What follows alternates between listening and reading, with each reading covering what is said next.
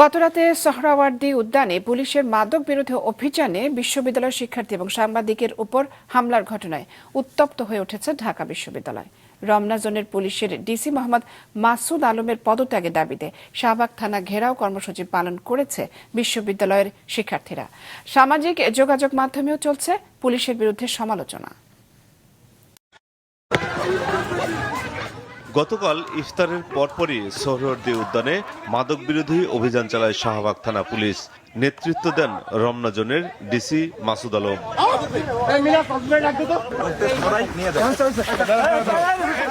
ঢাকা বিশ্ববিদ্যালয়ের নৃবিজ্ঞান বিভাগের শিক্ষার্থীকে মারধরের ভিডিও ফুটেজ ছড়িয়ে পড়ে সামাজিক যোগাযোগ মাধ্যমে।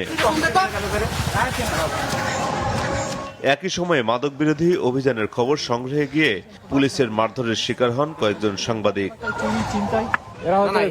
দুটি ঘটনায় সামাজিক যোগাযোগ মাধ্যমে ব্যাপক সমালোচনার জন্ম দেয়।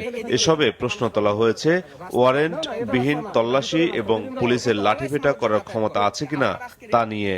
আপনি নিরপরাধ কিছু পায় নাই, এরপরে আপনাকে এইভাবে হেনস্থা করে এবং যখন আপনি দেখতেছেন আপনার কাছে কিছু নাই এবং পুরোপুরি আপনি নিরাপদ, এরপরে কিন্তু গায়ে হাত তোলা হচ্ছে।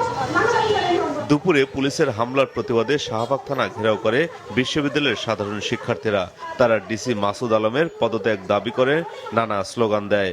সংবিধানের ৩৬ নং অনুচ্ছেদে যে আমাদের চলাফেরার অধিকার রয়েছে, সেই অধিকারের পুরোপুরি এক ধরনের পরিপন্থী। সাংবাদিক শিক্ষার্থীর উপর যারা পুলিশি হামলার সাথে জড়িত ছিল তাদের সকলের বিচার বা তাদের সকলের শাস্তি নিশ্চিত করতে হবে। এই সন্ত্রাসীদের রাষ্ট্র না। পরে তারা শাহবাগ থানার সামনে থেকে গিয়ে রাজু ভাস্কর্যের পাদদেশে অবস্থান নেয়। সেখানে ৩ দফা দাবি বাস্তবায়নের ২৪ ঘন্টার আলটিমেটাম দিয়ে কর্মসূচি শেষ করেন শিক্ষার্থীরা। মাহমুদুল হাসান, মাছরাঙা সংবাদ, ঢাকা।